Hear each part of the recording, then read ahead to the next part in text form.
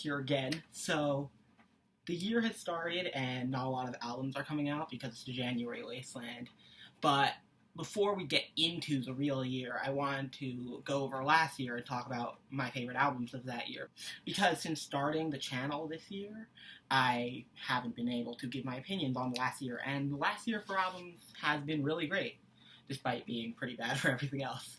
But I just wanted to go over some of the best albums of the year, starting with my honorable mentions. Let's just zoom through these. Dangerous Woman by Ariana Grande, Bottomless Pit by Death Grips, Black Star by David Bowie, A Seat at the Table by Solange, Thor by Bad Bad Not Good, Coloring Book by Chance the Rapper, Nothing's Real by Shura, Southern Family by David Cobb and various artists, and Bonita Generation by Caro Caro Bonito.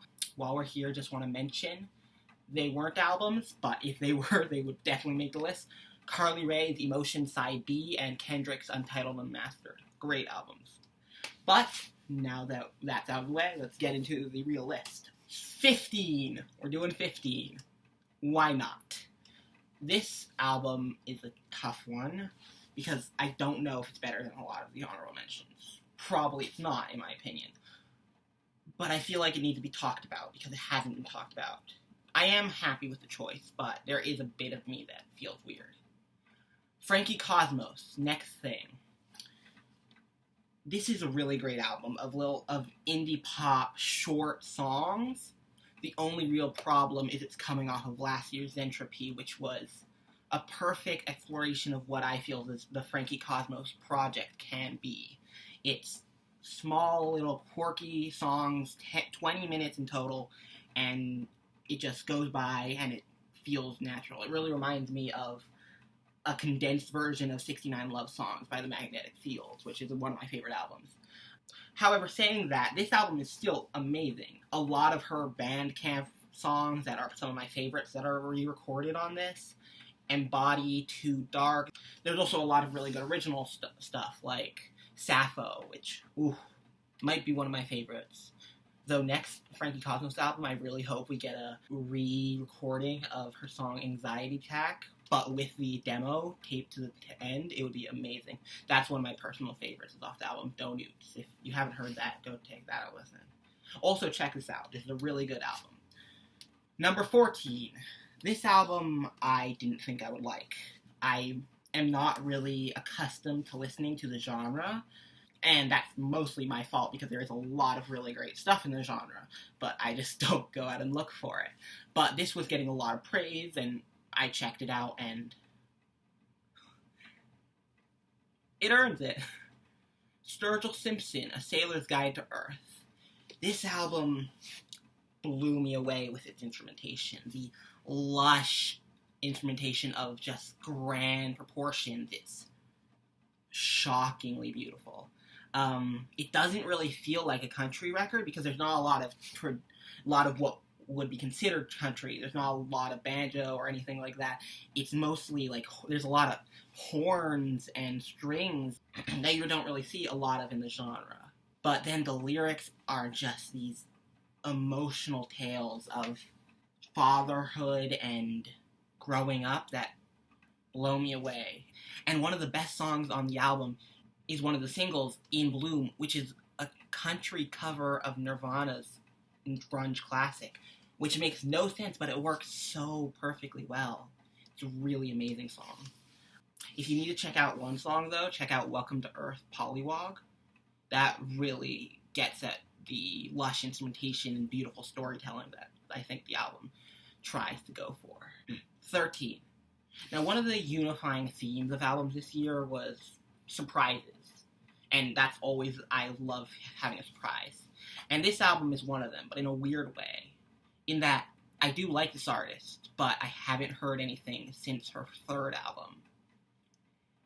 And yet this album, I listened to it and it's amazing. Regina Spektor, Remember Us to Life. This is a really well done collection of piano pop songs that cover different themes of time passing and regret and moving on in these beautiful ways. I haven't heard a full full Regina Spektor album since Soviet Kitsch, but what I have heard of the albums between Soviet Kitsch and this one has not been that great, but I'm glad I checked this out. It is remarkable. Especially The Visit and Grand Hotel, those ones are really amazing. There's sort of this theatrical vibe the album gives off, which really appeals to me because I have a lot of experience within musical theater, and also, might I mention, really translated well when Regina Spektor did the cover of Dear Theodosia for the Hamilton mixtape. I didn't really love the mixtape, but both the Dear Theodosias were amazing, specifically Chances. Listen to that. Every song works together to build this emotional landscape, though it's not really a concept album. And even some of the worst songs on the album are still fantastic. Like, Bleeding Heart is one of the worst songs on the album, but it has some amazing vocal melodies. Like the, how long must I wait? Dun, dun, dun, dun, dun. Never mind. Oh, it's just beautiful. I really recommend it. 12. You know, it's pretty easy to explain why good music is good. There's words to discuss it. There's ideas that go behind it. It's less easy to talk about why bad music is amazing. And I'm sorry. I'm really sorry, but I love this album so much. Lil Yachty, Lil Boat. I know I shouldn't love this. The lyrics are ridiculous. The rhymes are whack. The beats are samey and sort of weird, but it's amazing. It starts with a Just Keep Swimming sample and goes up from there, honestly. It's this exploration of this character of Lil Yachty that's just so fun. I mean that literally, in that it's actually exploring the two characters of Lil Yachty, being Lil Yachty and Lil Boat. It just starts high and keeps going. Like, the intro Just Keep Swimming, Minnesota, Wanna Be Us. There are some amazing songs on this. I know a lot of people don't want to hear that because people really hate Lil Yachty, but I don't know. This album blew me away. I'm sorry. 11. On to a more respected artist. I learned about this artist through Chance the Rapper, who I'm a big fan of. But I didn't expect to get this out of them, because though I like their contribution on, specifically on acid rap, they didn't make me say, oh, this person's going to be important. I was corrected. No Name, Telephone.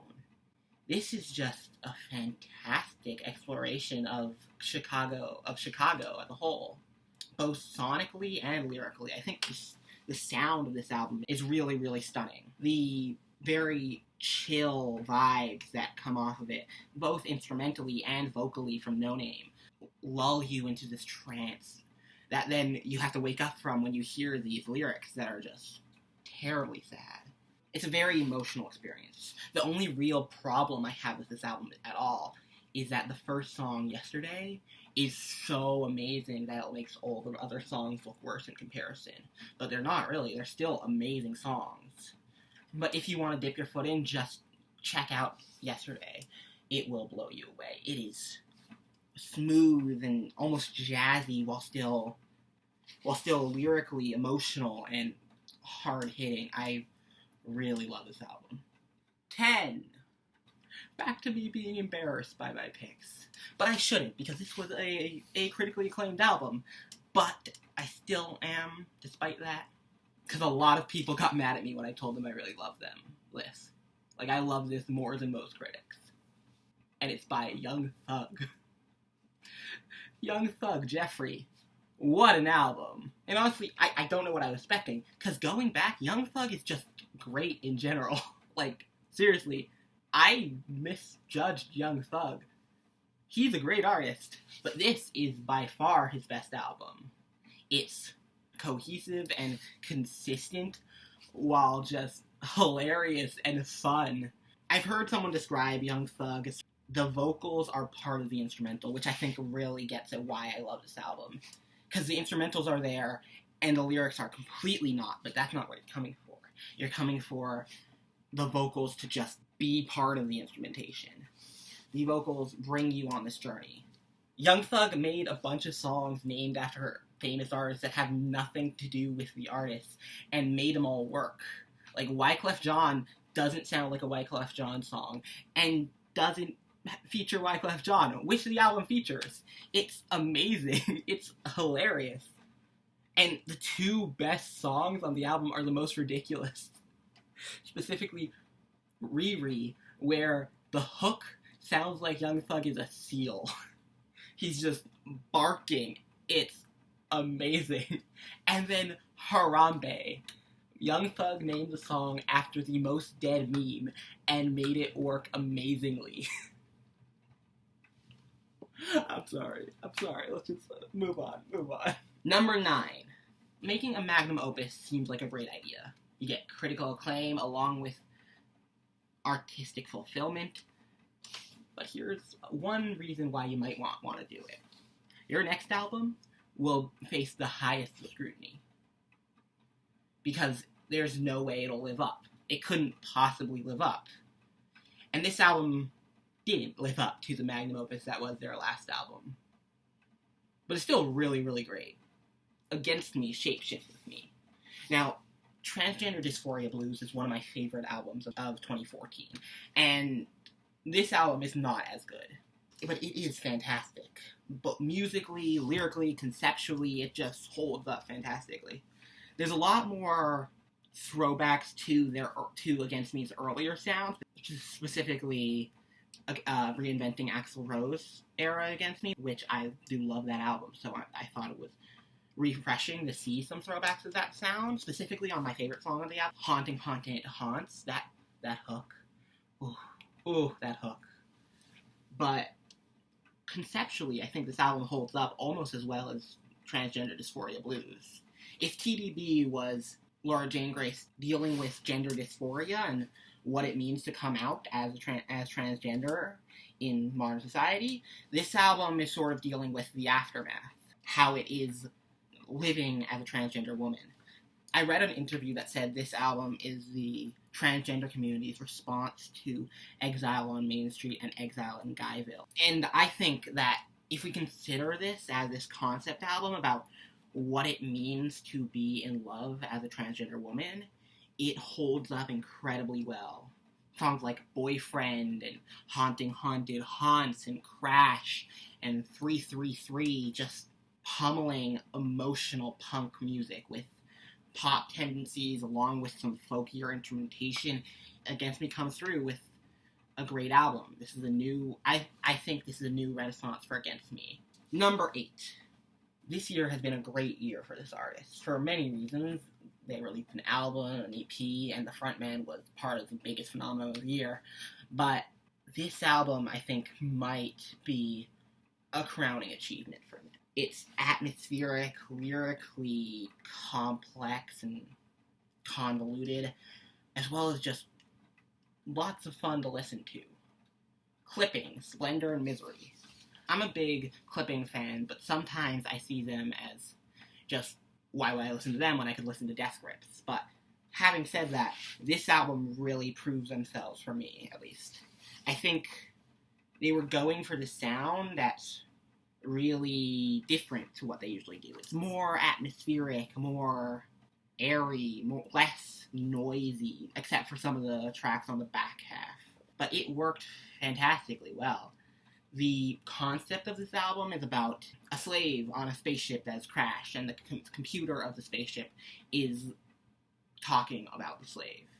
Now, the actual storyline is hard to point down completely. Just the themes and stories of this album make it worth listening to, as well as the airy production and noisy sound. I think this is by far one of the best hip-hop albums of the year. Number 7. I'll be honest with you, I only heard this album like 2 weeks before the year ended. But it made its way up there. Lemon Demon Spirit Phone. I didn't expect this, because if you know anything about Lemon Demon, you know this is the guy who did Potted Puppet Pals, an amazing show, and Ultimate Showdown, an amazing meme. but I didn't expect him to be actually an amazing musician as well. This is some of the most catchy, eccentric new wave music I've heard in a long time. There are songs like The Eighth Wonder, which is about this mongoose-like thing that exists, but you can't really see it, but you know it's there, and it's talking to you. There's songs about Reagan, there's songs about UFO sightings, there's songs about the occult.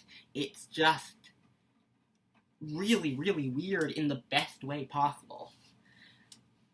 I don't really know what to say. I just think you need to check this out. Some of the music on this album is just breathtaking. Number six. Most of the albums that I'm talking about on this list are well-known or critically acclaimed. This album was critically acclaimed, but only within certain scenes, and didn't really break out in any other way. And that's really sad, because I feel this was a very good album that should have done more. Happy Accidents, you might be right. You probably haven't heard of Happy Accidents. I learned about them because one of my favorite bands, Chumped, that unfortunately broke up last year. Why? Mentioned them in one interview, and I checked them out and heard their debut EP, which was really good. So I was very hyped for this album, unlike a lot of people. And when it came out, it was during the summer, and it was a very strange summer for me, but this album was just a constant joy. Leaned more on the indie rock side of their sound rather than the pop punk of their debut EP, but I think this album is much better than that EP, though the EP is still really great. What makes this album so great is the writing. With punk music, it's hard to get away with just random writing that makes no sense, because if you have both simplistic lyrics and simplistic instrumentation, you're not going to go with a car. But this has this uniquely British way of writing, I feel. There's this wit to it that's both humorous and crushing at the same time. There's a song called Leaving Parties Early. There's a song about the existential dread of movement. There's a song about the fear of becoming a statistic. It's this diverse album of indie rock leaning pop punk tunes that I think should really get the recognition it deserves, and it's not. Number 5. I'm a very big fan of this artist that I'm talking about now. And for a lot of reasons, if you know me, that might not seem natural, because he's got this very quick flow that is very verbose and vocabulary driven, but sometimes isn't very emotional, which is what a lot of stuff I thrive for. But a lot of his early work and some of his more newer work has gripped me in a way that I can't really grasp. But this album did exactly what I wanted from him. Aesop Rock, Impossible Kid. This album is, I think, the most personal, emotional album from Aesop Rock. The concept of this album is Aesop is cutting himself off from society and dealing with his anxieties and his inner thoughts through music. This was an important album for me this year, for many reasons, many personal reasons, but also because it's just painfully emotional. Specifically, my favorite song on the album, Blood Sandwich. Both the verses use stories of Aesop's brothers and how they deal with emotions and adult figures in their life. The first starts off pretty funny. It's about how his younger brother is playing in a baseball game and there's a gopher on the field and none of the adults are paying attention, and then it turns dark immediately with the coach bashing the gopher head in. It's disturbing, and still no one cares. And Aesop's just screaming into the void. And then the second verse might be the best moment on the album, where Aesop's talking about his older brother wanting to go to this band, hoping to go to this band's concert, and then his mother finding out about the band and their occult leanings. and not allowing him, and then the line that ties the whole song together. This is something I am willing to die for. Blows me away every time. It transforms the song from this tale of mere pettiness to something talking about how teenagers can get so engrossed in their emotions that it becomes these high emotions of life or death. It's just a fantastic song. As well as I didn't talk about it as much, but Trunk is another one of my favorites. Especially the verse about Aesop and his therapist going back and forth, and Aesop not allowing the therapist to get in, because that's what Aesop does. He uses wordplay, he uses word games to push people away, but somehow the therapist gets in. It's this insanely self-aware moment for Aesop that I think was needed after all these years. Number 4. Now, this album, I was not expecting. We were all not expecting this album, I think. And, oh boy. At one point, this was going to be my album of the year, but I re-listened to it a couple more times and decided a lot of that was the surprise, but boy, was it surprising. Beyonce, Lemonade. Everyone's talked about this album. Everyone said the same thing. Who could have expected this? One of the most thrilling, captivating stories. But I think there's something I want to add to the discussion. Specifically, why I like this and have not really liked a Beyonce album before. I want to compare this to the self-titled. The self-titled has some songs, specifically Pretty Hurts, that are genuinely great. But overall, I didn't really like the album, because it starts at a high. It starts at a high, and it keeps going, if that makes any sense. Beyonce doesn't have any trouble, so it's not a compelling story when she's just constantly saying, oh, I'm the best. This album, on the other hand, starts at the lowest Beyonce has ever put herself, the most vulnerable Beyonce has ever shown herself, with her husband, though probably fictional, cheating on her, and her just standing by the door. It's this jaw-dropping moment of pain and suffering that Beyonce is going through, and she drops the facade, and she has to build herself back up throughout the album, which then culminates in Formation, which works so well because of that. You feel like this is earned. You feel like she's allowed to do all this, because look at what she's had to deal with. She's allowed to say, I'm the best, fuck me good, and I'll bring your ass to Red Lobster, because look at all this. It's a compelling story that spans multiple different genres. From rock to country to rap to pop, and all done fantastically well. Beyonce made one of the best country songs of the year. Not the best, there's a lot of really great country songs this year, but one of, I would argue. It's really unfortunate that this was like one of the biggest flops of her career, success-wise, but whatever. Amazing album. If you haven't checked it out already, what are you doing? You have. Number 3. Now, this album is another surprise, but not because I didn't like this artist.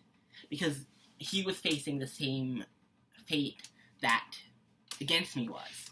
I loved his last album. It was an amazing album. It was one of my favorite albums of that year. I thought he would never top that. He couldn't possibly top it. He topped it on the next album. Worry, Jeff Rosenstock. This album was an album we needed this year. Considering the ups and downs of this year, we needed an album that just was hardcore punk aggression, was saying what I was thinking, at least, that this is all really scary, and we have to worry. Love is worry. And some of the best songs on here aren't even that political. Though this is a very political album, songs like I Did Something Weird Last Night, that one's my favorite song on the album, and it's just about how he and his then girlfriend, now wife, were making out and were drunk and he didn't know what to do. It's this really jaunty, jumpy tune that just works amazingly well. I think I needed this album this year. I know it was critically acclaimed, but I needed this album this year just to feel something. I compare it to one of Jeff Rosenstock's earliest albums, Album Minus Band by Bomb the Music Industry, which came out during the Bush administration and was sort of just one guy in a basement yelling because that's what was needed and that's how it felt. This, similarly, is how it feels right now. It's confusing and hard to deal with and worrisome, and it's just barreling forward at 100 miles per hour. It throws back to different eras in Jeff's career, from the ska of Rainbow to the hardcore of Luxury Planet to the pop punk of Wave Goodnight to Me. It's just a really solid Jeff Rosenstock album that pushes itself over the edge with its content. Specifically, it sort of follows what Abbey Road did. The first couple songs are individual songs. You got Wave Goodnight, you got Pash Rash, songs like that are full songs, like 4 minutes, 3 minutes, great individual songs. And then the last half of the album is all one huge song cut up. You got Pietro, 60 years old, you got Rainbow, you got Luxury Planet, just some solid songs. And I think it really might be my favorite of Jeff Rosenstock's work. Number 2. I'm a big fan of this guy.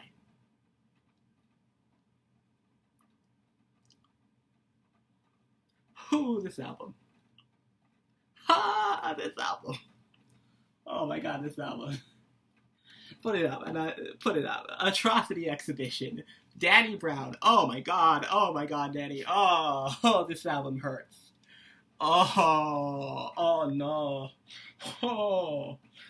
Okay, take everything I was talking about with clipping times 100 and then made all scary and dark and this album is hard to listen to. It's Danny Brown's best album by far. It is amazing. Like, ain't it funny?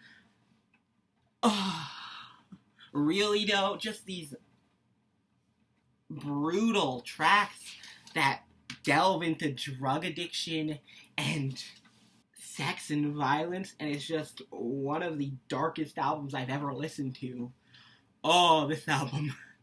I don't know, in any other year, this would have been my favorite album of the year. This is such a good album. This is how good this year was that it's not even my favorite album. I'm telling you, you need to listen to this. If you're into hip-hop at all, that's not to say, because if you've heard Danny Brown, you know his voice is very difficult to get into. But if you have ever liked weirder voices, you need to listen to this. The way I describe Danny Brown, it's like if Isaac Rock of Modest Mouse did hip-hop. And it works so well. Oh, this album gives me nightmares. But it's not my favorite. My favorite album of the year. Let's get to that. Number 1.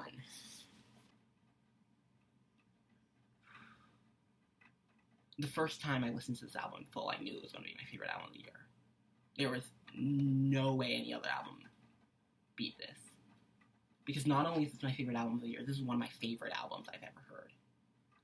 It is amazing. It is mind-blowing.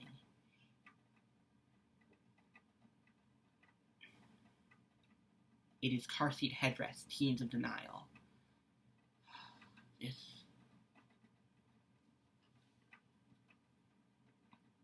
This album is another really hard album to listen to for a completely different reason.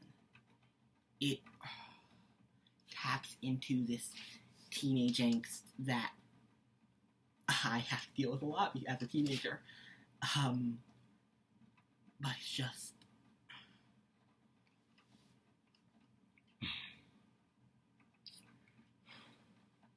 The songs on here make me cry at times, like Ballad of Costa Concordia and Vincent and Drugs with Friends. That Drugs with Friends has one of the most catchy melodic refrains about drug abuse I've ever heard. Drugs are better than friends are better than drugs are better friends are. And the best part is this might not even be their best album. I've listened to their other stuff. There's some stuff I might call better than this.